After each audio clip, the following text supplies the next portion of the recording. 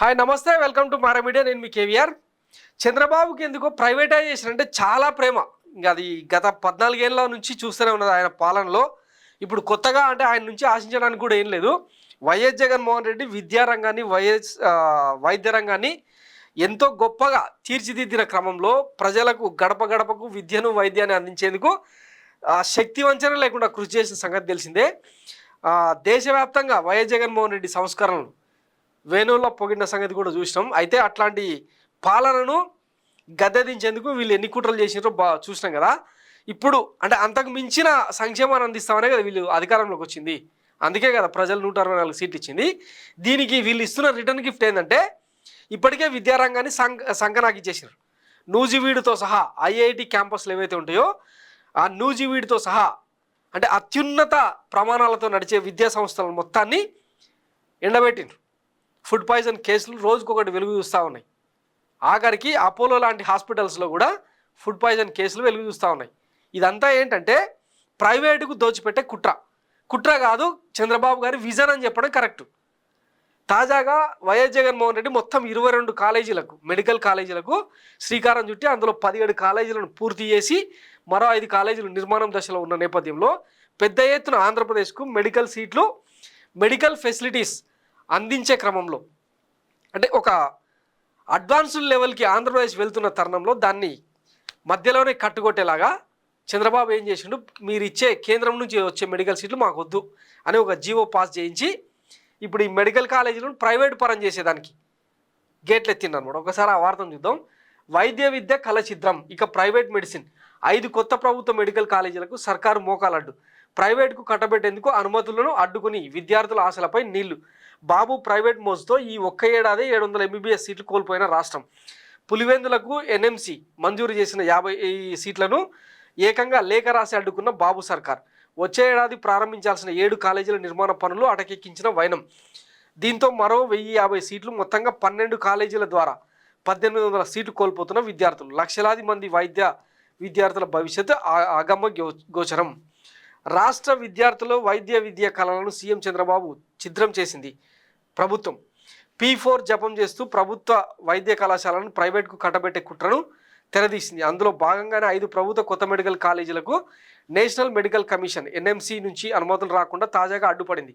ఈ విద్యా సంవత్సరం ప్రభుత్వ కొత్త మెడికల్ కళాశాలలు ప్రారంభమైతే తమకు వైద్య విద్య చదివే అవకాశం లభిస్తుందని కోటి ఆశలు పెట్టుకున్న విద్యార్థులు తల్లిదండ్రులకు కూటమి సర్కారు వెన్నుపోటు పొడిచింది. దీంతో ఈ ఒక్క ఏడాది 700 ఎంబీబీఎస్ సీట్లను ఆంధ్రప్రదేశ్ కోల్పోబోతుంది అనమాట. ఇది వాళ్ళు ఇష్యూ చేసిన జీవో. పులివెందుల కళాశాలకు 50 ఎంబీబీఎస్ సీట్లతో ఎల్ఓపి ఇచ్చినట్లు ఈ నెల 5న ఎన్ఎంసీ ఇచ్చిన ధృవపత్రం. రాష్ట్ర డిఎంఈ రాసిన లేఖ మేరకు పులివెందుల కళాశాలకు ఎల్ఓపిని విత్డ్రా చేసినట్లు ఈ నెల 10న ఎన్ఎంసీ ఇచ్చిన ధృవపత్రం. విద్యార్థులు గొల్లుమంటున్నారు అనమాట, మోసం చేశారు. నీట్ యూజీలో నేను 598, నా సోదరు 555 స్కోర్ చేశాం. గతేడాదితో పోలిస్తే కట్ ఆఫ్లు ఎక్కువగా ఉన్నాయి. 2 ఏళ్ళు లాంగ్ టర్మ్ కోచింగ్ తీసుకున్నా సీట్ రావడం కష్టంగా ఉంది. గతేడాది ఏపీకి అదనంగా 750 ఎంబీబీఎస్ సీట్లు వచ్చాయి. ఈసారి కూడా 750 సీట్లు అదనంగా వస్తే వైద్య విద్య అవకాశాలు పెరిగి మా కళ నెరవేరుతుందని భావించాం. కానీ కొత్త వైద్య కళాశాలలకు అనుమతులు రాలేదు. పులివెందుల కాలేజీకి 50 సీట్లతో అనుమతులు వచ్చాయని ఎన్ఎంసీ ప్రకటించిన కౌన్సిలింగ్లో చూపించడం లేదు. దీనివల్ల నాలాంటి ఎందరో విద్యార్థులు తీవ్రంగా నష్టపోతున్నారు. కొత్త కళాశాలల్లో సెల్ఫ్ ఫైనాన్స్ విధానం రద్దు చేస్తామని హామీ ఇచ్చిన టీడీపీ మాట నిలబెట్టుకోకుండా మమ్మల్ని మోసం చేసింది. నల్లగట్ల సుధీర్ రెడ్డి, రాజంపేట, అన్నమయ్య జిల్లా.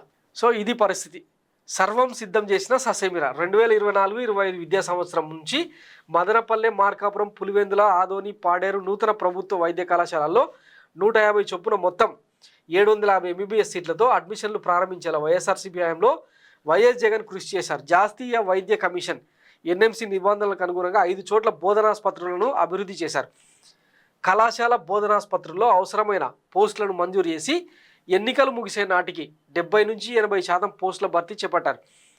తొలి ఏడాది తరగతులు ప్రారంభించడానికి వీలుగా కళాశాలలో seminar hall, laboratory, library, hostel నిర్మాణాలు 80% పూర్తయ్యాయి. కూటమి ప్రభుత్వం అధికారంలోకి వచ్చి వీటిని ప్రైవేట్ పరం చేయాలనే నిర్ణయం తీసుకుంది. ఈ క్రమంలో నూతన ప్రభుత్వ వైద్య కళాశాలలకు అనుమతులు సాధించకుండా పొగబెట్టింది. సో ఇది కుట్రకోణం.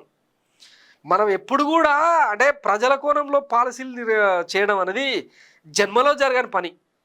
మన కులపోలకు దోచిపెట్టడానికి ఆ కామినేని శ్రీనివాసరావుకు గతంలోనే 2014 నుంచి 19 మధ్య వైద్య శాఖను ది గ్రేట్ పొంగూరు నారాయణకు అంటే నారాయణ కాలేజీలలో విద్యా సంస్థలలో ఎన్ని వేల మంది ఆత్మహత్యలు చేసుకొని చనిపోయారో ఒక లెక్కపత్రం లేదు.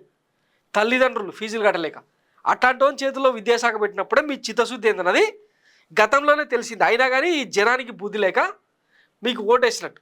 అంటే ఇట్లా ప్రజల మీద ప్రభుత్వమే ఒక బ్రోకర్ కంపెనీలాగా మారి కార్పొరేట్లకు దోచిపెట్టే కుట్రకు మీరు తెరదీస్తారని తెలిసినా కూడా జనం బుద్ధి లేకుండా మీకు ఓటేసడం వాళ్ళ చెప్పుతో వాళ్ళే కొట్టుకోవాలన్నమాట. మొన్నటిదాకా విద్యా వైద్యానికి పైసా కూడా ఖర్చు పెట్టకుండా గత ప్రభుత్వంలో ముక్కు చెవు నోయకుండా కాపాడుకుంటూ వచ్చింది గత ప్రభుత్వం.